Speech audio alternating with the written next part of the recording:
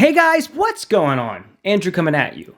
The Republican Party as we know it is completely dead, and they will never hold power again, and they will destroy themselves within. Mark my words, I'm going to go into it. We're going to talk about the midterm elections and what we learned, because I was pleasantly shocked by this. Coming into the midterms, I was feeling very hopeless that this Trumpism was going to take over America, and we were going to keep moving to a fascist state. Now again, I am an independent. So keep in mind, a lot of what I'm speaking about, I think, has really been decided by independent voters in the United States.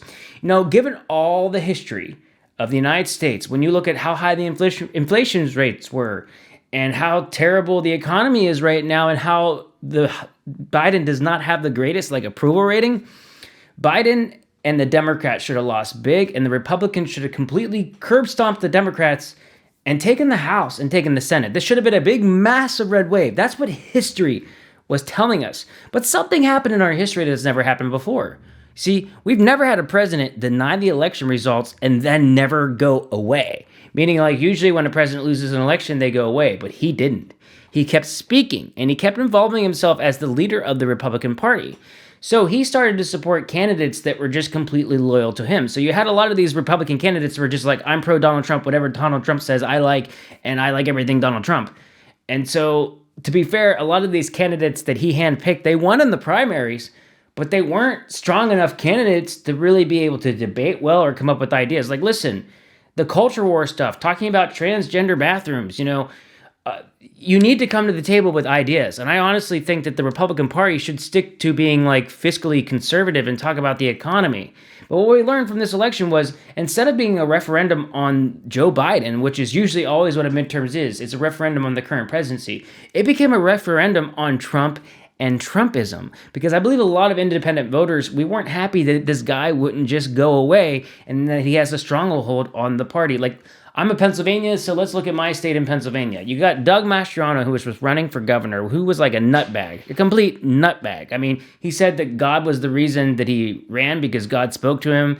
A week before the election, he said there was a rainbow behind him, and it was a sign from God that he was going to win. But beautiful rainbow, look at it. Wow. We claim that in Jesus' name. It's a promise to the people of Pennsylvania. It's amazing. Wow.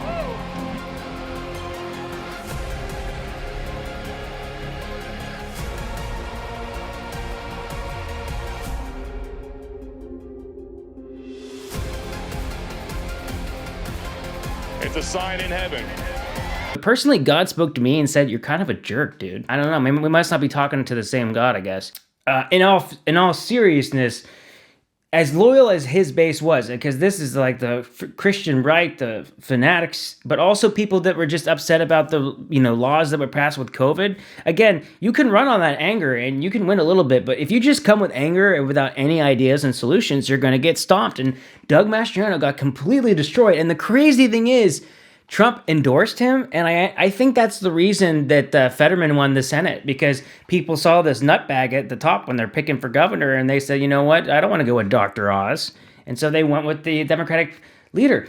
And because Trump never went away, and then you had the abortion laws that got changed, I just think that enough people that are independents, when it comes to the social issue front, they care about gay marriage. They want transgenders to be able to use whatever bathroom they want, and they don't care as long as everybody's able to have their own personal freedom. And so what you're seeing is that the Republicans are not going to be able to win if they keep running on these social issues. It's just not possible. America has changed, Joe. You're going to need to get gay people to vote for you. You're going to need to get transgender people to vote for you. You're going to need to get other minorities to vote for you. You cannot just rely on white people to continuously vote you in. And to be fair to the Republican parties, they got big numbers when it comes to Latinos in the United States. So they do really, really well with certain demographics, and they've definitely improved a good bit. And that's definitely done by a lot of failures by the Democrats. But now the Republicans are in a very difficult spot. It is clear that Donald Trump lost this election for them.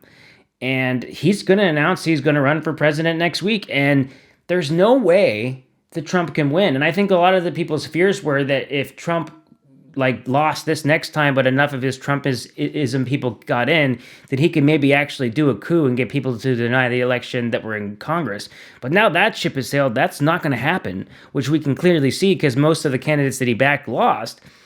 But when he announced he's going to run, DeSantis is actually the better choice, the one in Florida. He's the better choice because he's more level-headed and he's like less of a loose cannon, although he does have a lot of the things that Trump wanted to do like attached to him. Donald Trump is not going to be okay with that. So Donald Trump is going to start going after DeSantis. And I think the Republican Party doesn't want Trump to run on the ticket, but the big fear is that Donald Trump is just going to make his own party called the MAGA Party, and then Donald Trump is going to run against the Republicans and the Democrats, which, historically speaking, the third candidate usually pulls mostly from the Republicans. And if he makes this party and they split, then now we have three major parties in the United States. That's just going to ruin control for the Republican Party. But here's the thing about Donald Trump. If Donald Trump is going down, he will take you down with him, and he will take none of the blame. We've seen this time and time again from the guy. And this is what's going to happen. I really think that there is a civil war going on right now between the Republican parties, and they're figuring out. They're trying to distance themselves from Trump, and then they're trying to distance themselves from the crazy stuff. So I will say again, the movement started, but sometimes movements, they grow and then they fizzle out just as quick. And I think that this is starting to fizzle out just as quick. And although there's so many people that are angry and are going to disagree with me in the comments and tell me that I'm crazy, you got to admit defeat here. And otherwise, you're going to continue to do the same things, expecting different results, and that's not going to happen. I ultimately think this is going to be a good thing for America and a good thing for the country, with the potential to get a little bit worse before it gets better, because I'm looking forward to when Donald Trump loses to DeSantis, and he says it's all fake and it's all rigged. When he's calling the Republicans rigging everything, then I think people that really thought that there was some shenanigans with this election are going to be more and more like, oh, wait, he's just a liar. And more people are going to come around. And again, Republican parties, I beg you, stick to the fiscal conservative stuff. Get away from the culture war stuff. We're kind of sick of it at this point.